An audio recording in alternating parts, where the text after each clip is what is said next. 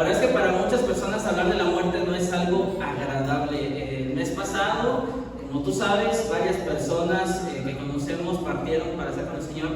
Y una de las ocasiones que veníamos de un funeral, veníamos platicando mi esposo y yo en el coche, y yo le decía cómo quería que fuera mi funeral, ¿no? El día que yo parta para estar con el Señor, yo le decía, yo anhelo y deseo que durante el servicio, durante el funeral, haya testimonios o haya anécdotas o historias en donde yo participé, que hayan sido sobre todo divertidas, donde hayan sido agradables, donde hayan sido algo de lo poco o mucho que haya podido haber abonado a la vida de alguien, que puedan ser de alguna forma pues gratas, ¿no? Para de alguna forma estarnos edificando, porque creo que cuando una persona parte, yo sé que hay dolor, yo sé que hay tristeza, pero creo que una de las funciones que tiene que haber dentro del funeral es celebrar la vida de esa persona. Es decir, que tú recordar lo que hizo, recordar lo que nos dejó, recordar todo lo bueno, o no todo lo malo, porque a lo mejor no es tan bonito, pero recordar lo bueno que haya dejado esa persona, ¿no? Pero bueno, cada quien decide cómo quiere que sea su funeral. A lo mejor tú deseas que haya mariachi, qué bueno, qué padre. A lo mejor deseas que no, yo qué sé, ¿no? Cada quien de alguna forma tiene esa libertad para poder hacerlo. Pero mira, cada uno, vamos a tratar de entrar en materia en lo que el día de hoy vamos a estar revisando con respecto al tema de la serie del día de hoy. Y yo te quiero animar a que si tú traes tu Biblia, que la abras, y si no va a estar apareciendo aquí en pantalla algunos de los versículos que vamos a estar leyendo, pero nos vamos a ir a la segunda carta a los Corintios, capítulo 5, y en esa carta vamos nosotros a encontrar base de lo que el día de hoy vamos a estar revisando. Y mi propósito del día de hoy es que mucho de lo que hagamos durante el servicio, mucho de lo que Dios nos hable, va a ser a través de su palabra. Así es que vamos a estar revisando bastantes versos. Así es que te quiero animar a que si eres rápido en la Biblia, qué bueno, y si no, pues hay que echarle más ganas, ¿no? Bueno, segunda carta de los Corintios, capítulo 5, verso 1 dice: pues sabemos que cuando se desarme esta carpa terrenal en la cual vivimos, es decir, cuando muramos y dejamos este cuerpo terrenal, tendremos una casa en el cielo, un cuerpo eterno hecho para nosotros por Dios mismo y no por manos humanas. Y creo que el tema cuando dice carpa terrenal, tú sabes que tu cuerpo se va desgastando día a día. Luego dice el versículo 2: nos fatigamos en nuestro cuerpo actual y anhelamos ponernos un cuerpo celestial como si fuera ropa nueva. Pues nos vestiremos con un cuerpo celestial y no seremos espíritus sin cuerpo. Mientras, dice el verso 4, mientras vivimos en este cuerpo terrenal, gemimos y suspiramos, pero no es que queramos morir o deshacernos de este cuerpo que nos viste, más bien queremos ponernos nuestro cuerpo nuevo para que este cuerpo que muere sea consumido por la vida. Pero mira, verso 4 dice: nos fatigamos, gemimos y suspiramos, y es que todos, ahorita subía Sam y Mao, no, estamos enfermos porque el cuerpo gime. Dice la palabra que la creación total gime, es decir, hay dolor, hay enfermedad, nos cansamos. Tú sabes que llegas el día lunes, martes, miércoles, las veces que tú trabajes, llegas al final del día, tú ya llegas agotado, llegas cansado. ¿Por qué? Porque eso es natural, eso es el cuerpo. Algunos quieren trabajar como si fueran máquinas, pero sabes algo, no lo somos. Luego dice más adelante en el versículo 5: Dios mismo nos ha preparado para esto y como garantía nos ha dado su Espíritu Santo.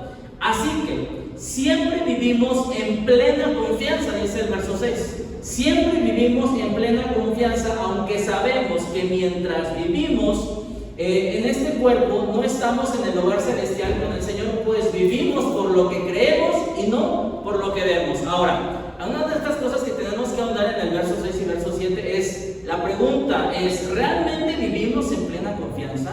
¿Realmente vivimos por fe? ¿Realmente andamos por fe? ¿O solamente nos estamos guiando por lo que tenemos alrededor de nosotros o por las circunstancias? ¿O nos estamos lamentando por lo que no tenemos? Dice, pues vivimos el 7, pues vivimos por lo que creemos y no por lo que vemos. Y luego el 8, si estamos plenamente confiados y preferiríamos estar fuera de este cuerpo terrenal, ¿por qué entonces estaríamos en el hogar celestial con el Señor? Así que, luego dice el verso 9, así que ya sea que estemos aquí en este cuerpo o ausentes de este cuerpo, nuestro objetivo es ser más famosos. O nuestro objetivo es tener mucho dinero. O como decían en un programa de televisión, un auto nuevo, 0 kilómetros, ¿no? O nuestro propósito es ganarme la lotería. Muchos que quieren ganar la lotería sin ganar, sin siquiera comprar el cachito. Eso es un milagro. Volverme influencer, los muchachos, o los más jóvenes, o los de 50 que se sienten jóvenes, los chamorrucos, que andan ahí haciendo videos. Que mi última foto tenga más me encantas. Ese es mi propósito en la vida. O a lo mejor uno que otro por ahí dice tener una novia. Muy válido que haya mujer ahí alguien, dice la palabra. Pero bueno, eso no dice el verso 9. ¿Qué es lo que dice el versículo 9 cuando el apóstol Pablo está escribiendo? Dice, así que ya sea que estemos aquí en este cuerpo o ausentes en este cuerpo, nuestro objetivo es que, a ver, vamos a hacerlo. Engáñenme tantito y díganlo con mucha fuerza. ¿Qué dice? Nuestro objetivo es que eso debería ser. El verso 6 y el verso 7 dice, porque vivimos en plena confianza, porque creemos, andamos por lo que creemos y no por lo que vemos. Y entonces si yo creo eso, si mi convicción es esa, mi propósito debería de ser agradarlo a Él. Agradarlo a Él. Pero sabes, el tema es que muchas veces nos pasamos la vida tratando de agradarnos a nosotros mismos o agradar a las personas que tenemos a nuestro alrededor, porque todos tenemos necesidad de aprobación y tal vez constantemente estás buscar la aprobación de las otras personas y por eso quieres agradar a las demás personas. Pero tenemos que comprender algo: nuestro propósito en la vida como seguidores de Jesús debería de ser agradarlo a Él. Y luego dice el versículo 10 más adelante, así que ya sea que estemos aquí en este cuerpo o ausentes de este cuerpo, nuestro objetivo es agradarlo a Él. Verso 9, pero pues todos tendremos que estar delante de Cristo para ser juzgados. Cada uno de nosotros recibirá lo que merezca por lo bueno o lo malo que haya hecho mientras estaba en este cuerpo terrenal. ¿Sabes? Es algo que nos debería de marcar un poquito la pauta, porque de alguna forma tenemos que comprender que todos al final del día vamos a estar delante de Dios, todos, sin excepción, sin excepción. De hecho, más adelante, ahorita en lo que vamos a estar revisando, vamos a comprender y ahondar un poquito más en esto, porque todos al final del día vamos a dar cuentas por lo bueno o por lo malo que hayamos hecho. Todos lo vamos a hacer. Bueno, habiendo dicho esto, ¿me acompañas ahora? ¿Sí? Padre, gracias te damos en esta hora. Nuevamente vamos delante de ti. Te rogamos, Señor, que nos ayudes a poder escuchar tu voz. Sobre todo que a través de tu palabra podamos escudriñarla, que podamos entender y saber qué es lo que tú deseas para nosotros. Muéstranos, Dios, qué es lo que tú quieres el día de hoy decirnos, y que tu Santo Espíritu hable a nuestro corazón, Señor, para que podamos realmente comprender tu verdad. En tus manos estamos, en los méritos de Jesús. Amén y amén. Bueno, el título de esta serie que estamos comenzando, si el día de hoy estás llegando acá con nosotros, bienvenido, bienvenida. La verdad es que estás llegando un muy buen domingo, porque estamos comenzando hoy una serie de charlas y que hemos titulado Un minuto después de morir. Ahora, ¿por qué estamos hablando de eso? ¿Acaso estamos como en mood tristes, depresivos, pasivo-depresivos? ¿O por qué estamos hablando de esto? Mira, la verdad es que no es que estemos en ese mood. La verdad es que tenemos que comprender y saber algo, porque yo creo que es importante que constantemente estemos repriorizando la vida, que constantemente estemos analizando si las decisiones que estoy tomando, si mi actuar, si mis palabras realmente están siendo lo correcto y realmente estoy haciendo y voy por buen camino.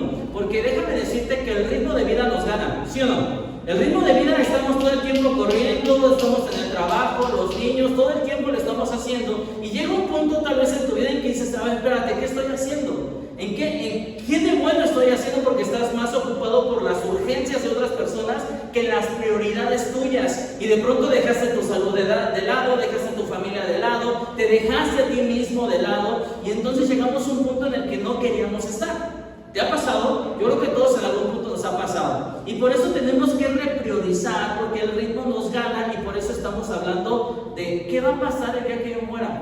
Un minuto después de morir, ¿qué va a pasar? Porque creemos en la siguiente sentencia. La sentencia dice, lo que crees sobre la eternidad determina cómo vivirás hoy. Lo que crees de la eternidad determina cómo vivirás hoy. Si crees que tú eres un accidente, si a lo mejor te dijeron tus padres, es que no te esperábamos, fuiste el pilón, no te teníamos planeado, qué sé yo. Si tú crees que no existe Dios, si tú crees que no existe una eternidad, entonces es muy probable que vivas una vida muy egoísta y tal vez impulsada por los deseos o los placeres terrenales, y que de alguna forma veas y vivas en base a lo inmediato. Pero si crees que existe un Dios, si crees que fuiste creado para algo más especial, si crees que existe una agenda mucho más grande que la propia, si nosotros creemos esto realmente, de alguna forma que hay una eternidad y que es probable que cada quien va a decidir en qué eternidad va a estar al final del día, porque tenemos que comprender algo: lo que crees sobre la eternidad determina cómo vives hoy. Lo que tú crees de eso es cómo tú vives hoy. Y hoy vamos a hablar de 3 cosas que suceden después, justo después de que morimos. ¿Muy bien? Y este es nuestro punto número 1. Amigos, nuestro cuerpo físico muere. Me quebré la cabeza para poner este punto. No sabes cuántas desveladas tuve que haber hecho esto, pero nuestro cuerpo físico muere. Eso es lo que dice la Escritura. Hebreos capítulo 9, verso 27, dice de la siguiente forma: y así como cada persona está destinada a morir una sola vez y después vendrá el juicio. Familia, queridos, los últimos estudios dicen que 10 de cada 10 personas van a morir. Vas a morir. Todos vamos a morir. Bienvenido a la iglesia de SkyPoint, donde te decimos tus verdades. Muy bien. Amigos, la verdad es que todos vamos a morir, donde tenemos que comprender que todos somos finitos. Hace algunos años organizábamos un campamento para ir a la playa. Denny, yo creo que se acordará porque nos estaba apoyando mucho en ese tema. Estábamos organizando un campamento para ir a la playa, que iba a ser en la playa de hecho, y me acuerdo que un muchacho, Omar, se acercó conmigo y me dijo: pastor, es que yo le tengo miedo a ir, yo sí quiero ir, pero tengo miedo a la playa. ¿Pero por qué? Digo, es que he visto muchos videos de cuando las orcas salen y agarran a las focas y se las llevan y las matan y se las comen. He visto cómo salen a la playa y no sé qué.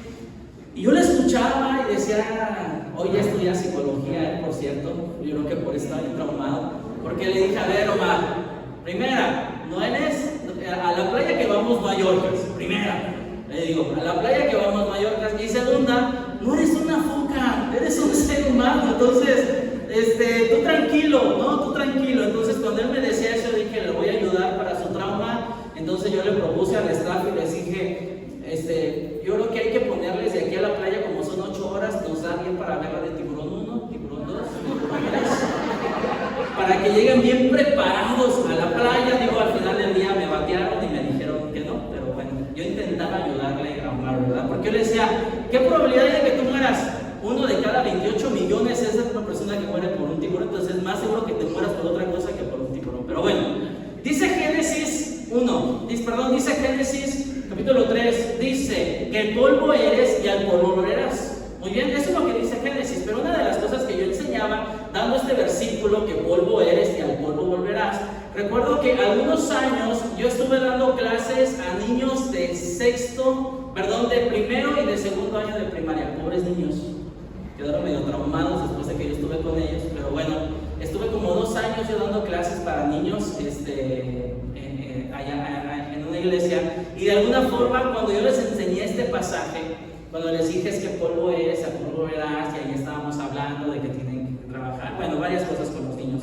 Al siguiente domingo recuerdo que uno de sus papás llegó y me reclamó, y me dijo, me reclamó porque su hijo uno de esos días entre semana llegó todo lleno de polvo, lleno de tierra, cochino a más no poder, y le dijo, ¿qué te pasó hoy?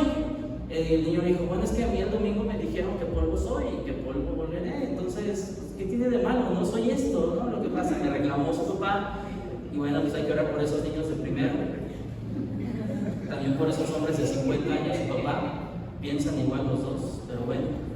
Hebreos 9, 27, 28, vamos a leerlo, por favor, ¿me ayudas a leerlo, por favor? ¿Qué dice? Y así como cada persona está destinada a morir una sola vez, y después vendrá el juicio, así también Cristo fue ofrecido una sola vez y para siempre, a fin de quitar los pecados de muchas personas. Cristo vendrá otra vez, no para ocuparse de estos pecados, a los que esperan.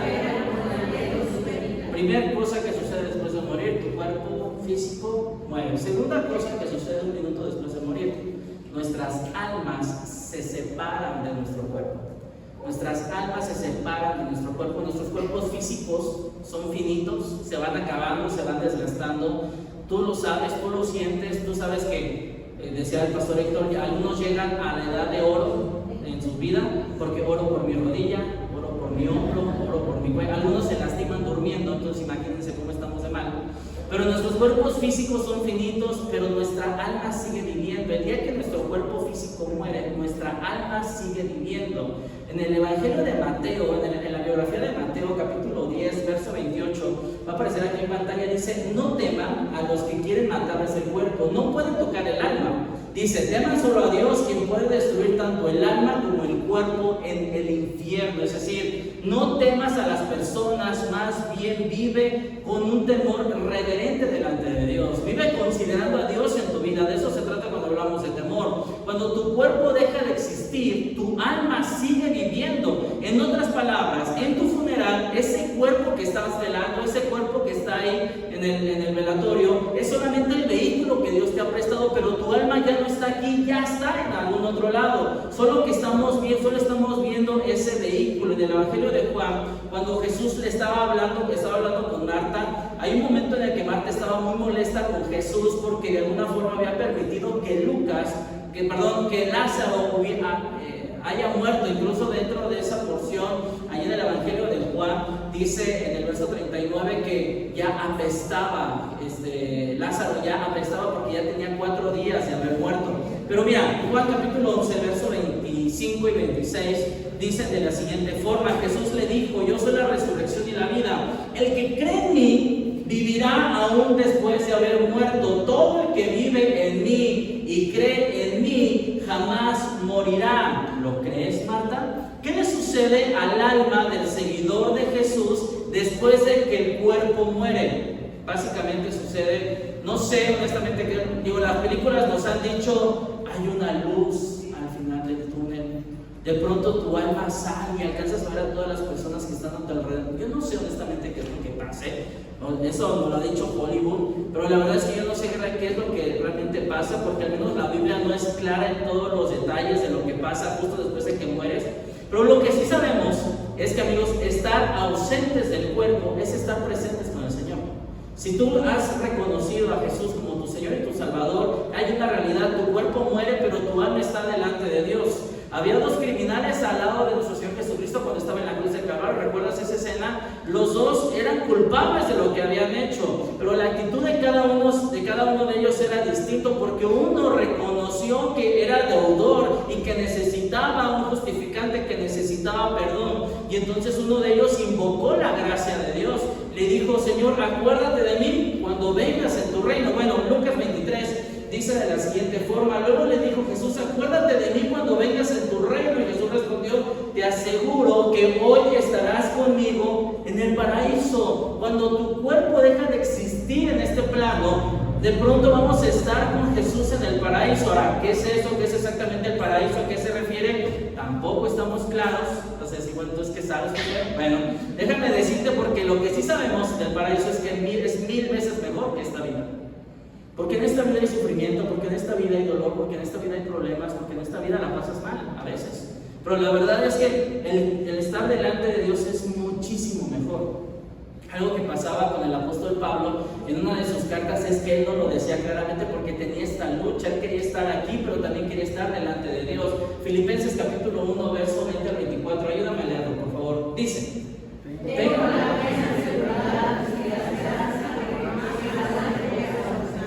sino que seguiré actuando con valor por Cristo, como lo he hecho en el pasado, y confío en que mi vida dará honor a Cristo.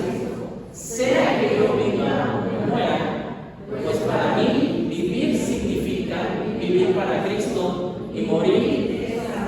Y luego dice el verso 22: pero si vivo, puedo realizar más labor fructífera para Cristo. Así que realmente no sé qué es mejor. Estoy dividido, dice, entre estos 2 deseos.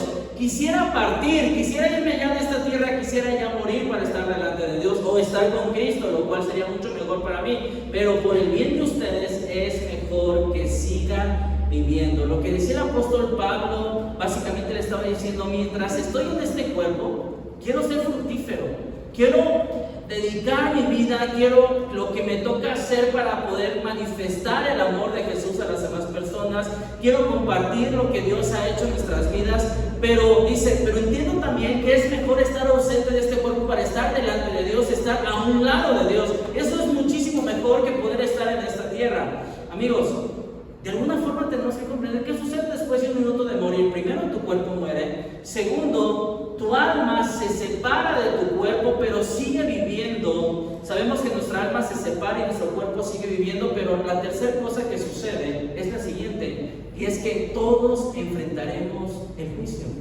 Todos vamos a enfrentar un juicio.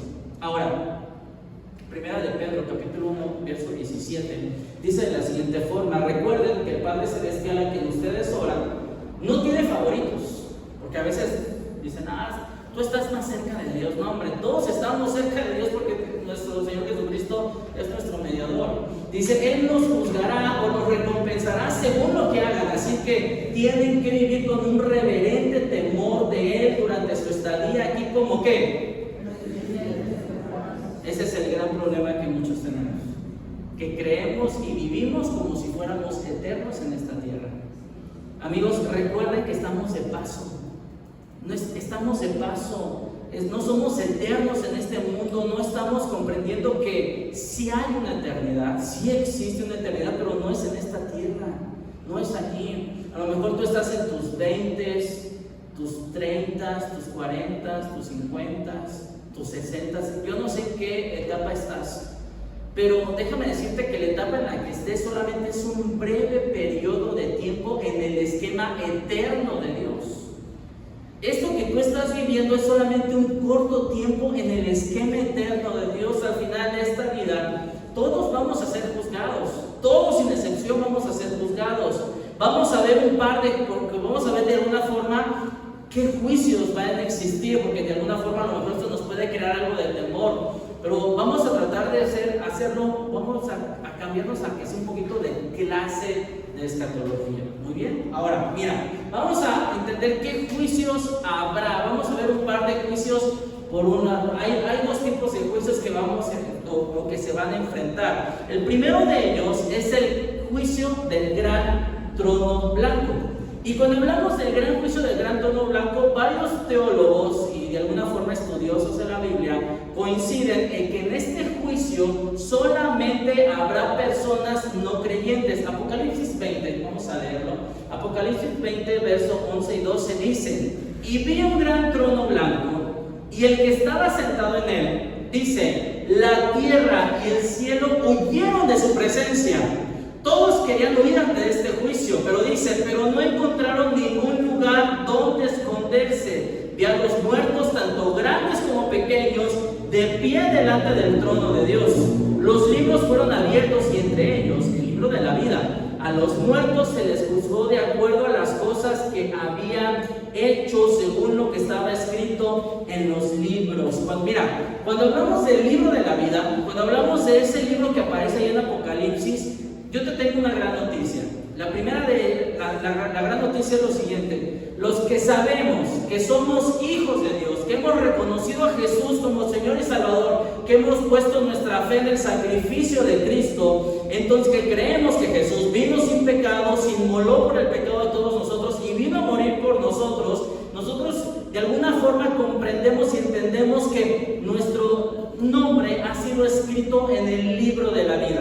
Eso es lo que pasa en ese punto. Cuando si tú sabes que tú tienes una deuda pendiente y clamas a la gracia de Dios, entonces eres salvo por gracia. No somos salvos por obras. La Biblia no enseña en ningún punto que somos salvos por obras. Lo que enseña la Biblia es que somos salvos por gracia. ¿Y qué es la gracia? Un favor inmerecido. Es lo que Dios ha hecho por nosotros, no por obras, sino por la gracia de Dios.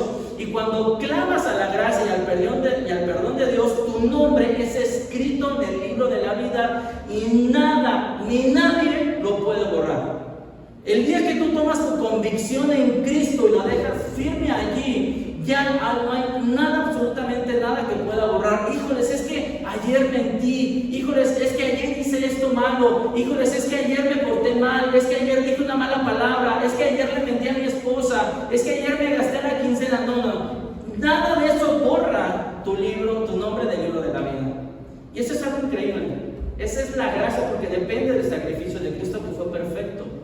Apocalipsis 20:15 dice: y todo el que no tenía su nombre registrado en el libro de la vida fue lanzado al lago de fuego.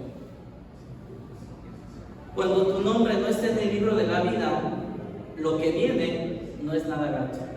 No es nada grato, porque es el sufrimiento eterno. Dice la palabra que es la muerte segunda. Y es un lugar espantoso. De hecho, la siguiente semana vamos a hablar acerca de eso. Pero entonces, amigos, vamos a ponerle la tabla, por favor, Luis. Los dos juicios, el gran trono blanco, ¿en dónde lo vemos? Apocalipsis capítulo 20. ¿Qué implica? Es el juicio para los no creyentes. Básicamente es eso. Pero también hay un texto que en lo personal siempre me desafía cuando la verdad es que estudiamos esto, o estudio esto. Mateo capítulo 7, verso 21 y 22 dice de la siguiente forma: no todo el que me llama Señor, Señor, entra en el reino del cielo. Solo entrarán aquellos que verdaderamente hacen la voluntad de mi Padre que está en el cielo. El día del juicio muchos me dirán: Señor, pero en tu nombre profetizamos, expulsamos demonios, en tu nombre hicimos muchos milagros. Básicamente les está diciendo: amigo, cuando estén delante de Dios, va a decir: amigo, tú y yo no nos conocemos, tú y yo no tenemos una relación, tú nunca me aceptaste como tu Señor en realidad. Mira, para dejarlo un poquito más claro, díganme el nombre de algún famoso que ustedes ubiquen, el nombre de algún famoso, el que sea, de la farándula, películas, qué sé yo, alguno. No se lo conoces. Luis Miguel, muy bien. Luis Miguel, ¿todos conocemos a Luis Miguel? Sí.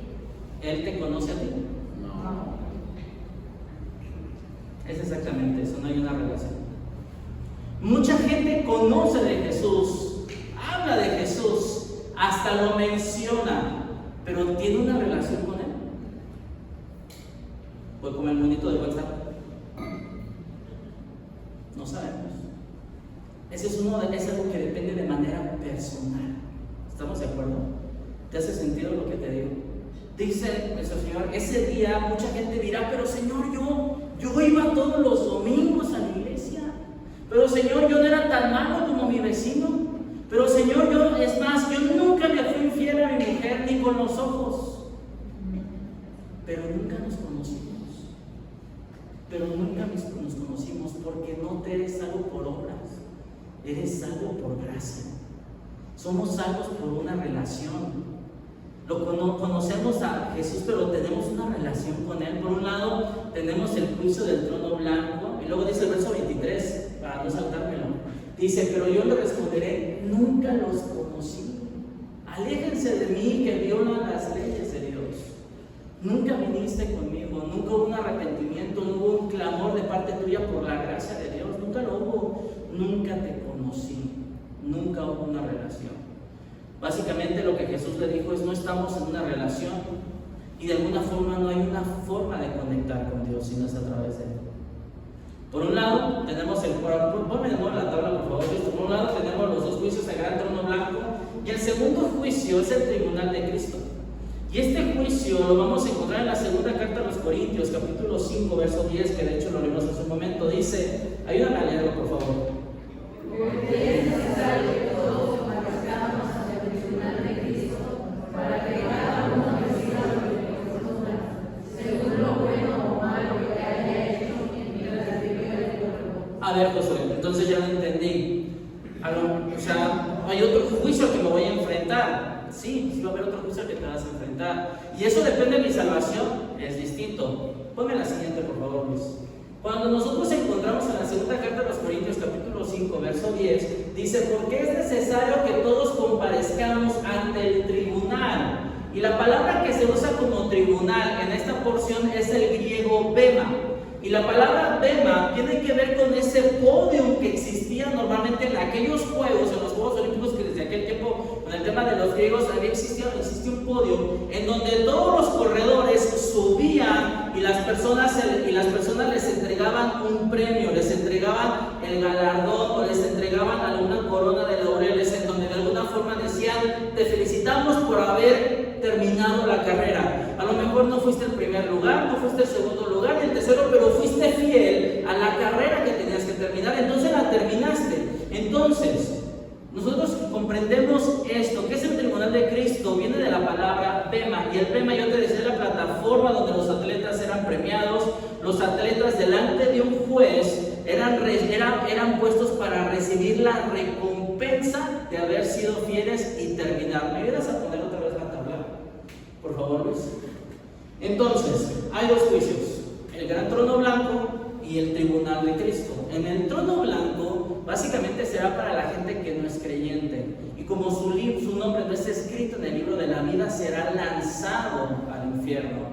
Pero existe otro juicio que de alguna forma es el tribunal de Cristo, y lo encontramos en la segunda de los Corintios 5:10. Pero este tribunal de Cristo es el bema, es el podio de premiación para todos los seguidores de Cristo, ya sea que lo que hayas hecho haya sido bueno o haya sido malo, porque también se te va a restar puntos. Pero, amigos, no por salvación, sino por los premios y las coronas que tú puedas llegar a recibir.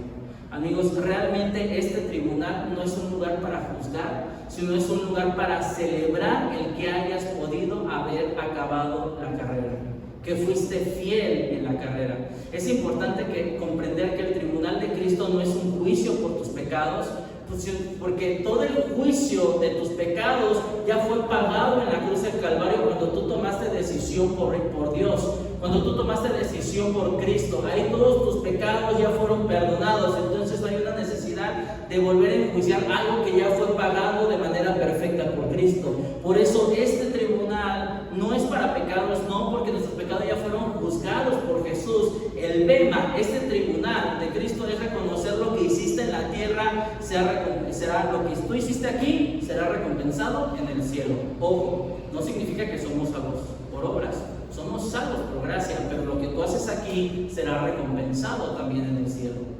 Hay una realidad, y es que entendamos algo. Hay una gran realidad, que cuando tú comprendes lo que Dios ha hecho por ti y tú eres transformado por Jesús, cuando ya reconoces que ya no eres lo que antes eras y ahora eres diferente, entonces queremos vivir para la gloria de Dios, y lo que haces, todo lo que haces en la tierra es importante en la eternidad también, porque todo el mundo de alguna forma vamos a recibir, seremos juzgados o recompensados por cómo tratas a las personas, seremos recompensados o juzgados por cómo cuidaste a los quebrantados, por cómo te llevaste con las personas, por cómo ayudaste, por cómo amaste a las personas, por los motivos, intenciones de tu corazón por los cuales hacías las cosas. Porque tenemos que comprender algo. Cuando cuando comencé mi jornada de fe, a mí me hicieron creer que lo único que Dios iba a recompensar, que lo único que Dios me iba a recompensar era lo que yo hacía dentro de la iglesia. Hoy, años después de haber conocido y entender mejor lo que dice la palabra, entiendo que Dios va a recompensar todo lo que yo hago aquí adentro, sí, pero también allá afuera. Lo que yo hago en mi casa, lo que yo hago con mi familia, lo que yo hago con mi equipo de trabajo, con lo que yo hago con mis vecinos, con los cafres con los cuales manejo en la calle, Dios también me va a juzgar de todo eso. Amigos, seremos juzgados, tenemos que aprender y entender que todo lo que hacemos, hacerlo para la gloria de Dios. Por eso el apóstol Pablo en la segunda carta de los Corintios 5:9 decía que vivamos para la honra de Él. Lo que haces ahora importa eternamente. Seremos juzgados o recompensados por todo, seremos juzgados, recompensados por cómo transitamos el sufrimiento. Si tú usaste tus recursos solamente para ti, o bendijiste o ayudaste a las demás personas, apoyaste a las demás personas. Imagínate, no sé si ahorita en el ejemplo Sam, imagínate que de pronto tu vida acaba y estás delante de Cristo. Y tú vas a escuchar un par de palabras. Vas a escuchar un par de palabras y tal vez vas a escuchar: bien hecho, buen siervo y fiel. Sobre poco fuiste fiel, sobre mucho te pondré. Entra en el gozo de tu Señor. Cada domingo te esforzaste por cuidar de esas pequeñas almas allá arriba. Y tú te esforzabas y ni siquiera te dabas cuenta que estabas sembrando semillas de eternidad en el corazón de ellos. A lo mejor bien hecho, porque cuando en tu trabajo todo el mundo se burlaba de ti porque tú no estabas haciendo las cosas chuecas y te tajaban de tonto, pero tú te mantuviste firme. ¿Sabes? Estabas sembrando una semilla de eternidad que te va a ser premiada acá en el cielo. A lo mejor bien hecho porque, ¿sabes? Mamás, papás, que todas esas noches que has estado orando por tus hijos y que le has pedido, Señor, que tomen mejores decisiones, Señor, que les vaya bien, Señor, que se esfuercen, Señor, que sean disciplinados. Lo que tú estabas haciendo, mamá, papá, en esa oración tú estabas sembrando pequeñas semillas de eternidad que te van a ser premiadas en el cielo. Bien hecho por lo que tú has hecho por los más pequeños, bien hecho porque fuiste noble con las personas a mi alrededor, porque le diste de tomar agua, porque me diste de beber agua. ¿Te acuerdas ese texto? Porque me visitaste en la cárcel, porque me cuidaste cuando sufría. Señor, ¿cuándo te vimos que así has hecho? Por cuanto lo has hecho por uno de mis más pequeños, lo has hecho también por mí. Y entonces todo eso va a ser premiado también allá en el cielo. Bien hecho por todo lo que has hecho. La pregunta es, ¿vivimos con esa concepción? ¿Por qué? Porque, amigos, tenemos que comprender lo siguiente. Voy a pasar aquí en pantalla. Lo que crees sobre la eternidad determina cómo vivirás hoy. Lo que tú crees sobre la eternidad determina cómo vivirás hoy. Erróneamente, te voy a decir, yo estaba así como que indeciso si te decía o no te decía esto, pero te lo voy a decir. Es algo mío. Erróneamente, yo creía que mientras más iba caminando en mi andar con Cristo, más fácil, más sencillo iba a ser mantener una mentalidad de eternidad, es decir, caminar con los ojos puestos en el Creador, caminar con los ojos puestos en Dios. Pero la verdad es que no es así, porque mientras más estamos en la tierra, más sencillo nos es crear raíces en la tierra. Más sencillo es más que metas raíces en la tierra, y de pronto me he encontrado yo más preocupado por cosas de este mundo que por lo que viene más adelante. Cuando más cómoda es la vida en la tierra, más comodidad buscamos, ¿sí o no?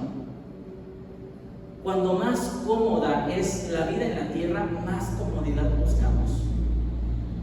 Un ejemplo bien sencillo: ¿tienes televisión, pantalla en tu casa? Por favor, levanta tu mano, levántala. ¿Sí o no es un batallar cuando pierdes el control remoto? Amigos, mientras más cómodos estamos, más comodidad buscamos, y mientras más cómodo me encuentro, menos pienso en la eternidad.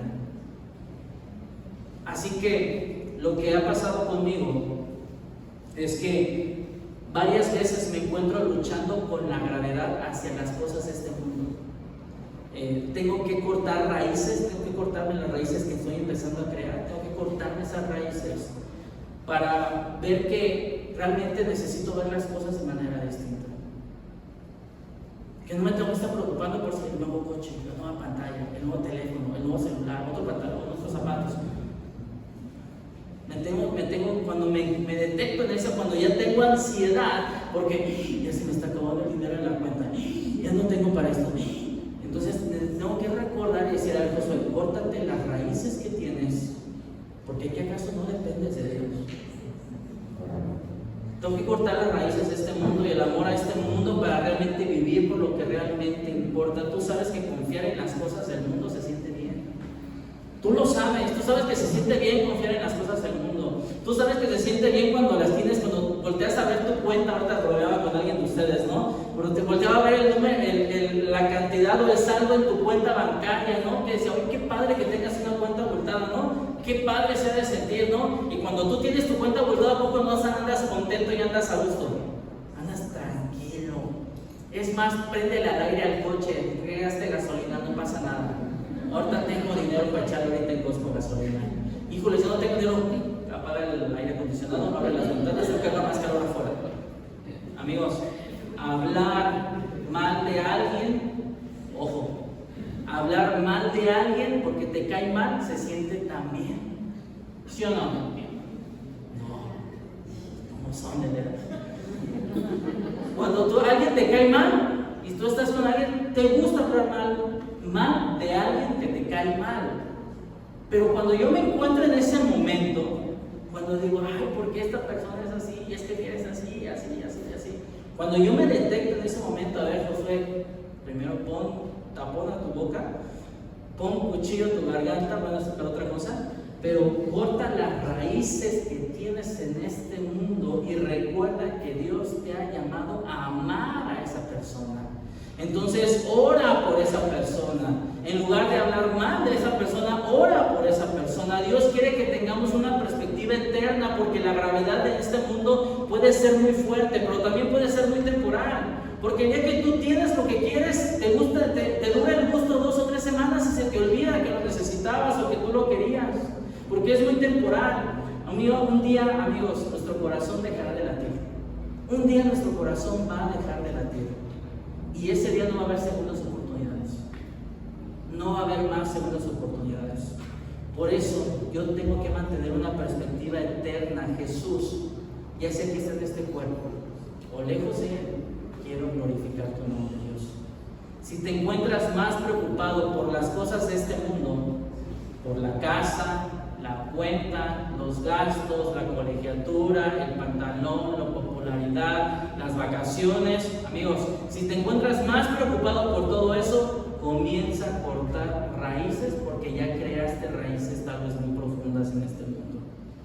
Dejemos que el Espíritu Santo nos ayude a recalcular para volver a vivir de manera eterna. ¿Tienes una meta? Amigos, todos tenemos una meta. Y solo estás de paso aquí. Solo ahorita estamos de paso aquí. Y amigos, dice Corintios que nuestra única meta es vivir honrando a Dios. Sencillo. Vivir honrando a Dios. Amando a las personas, cuidando de las personas, mostrando el amor de Cristo a esas personas, aceptándolas, teniendo empatía, metiéndoles el hombro, escuchándoles, soportándoles, aguantándoles, consolándoles. Que nuestra vida sea un reflejo de lo que Dios ha hecho en la nuestra. Aprendamos a cortar raíces y comencemos a ver la vida de manera eterna, porque lo que crees sobre la eternidad determina cómo vivirás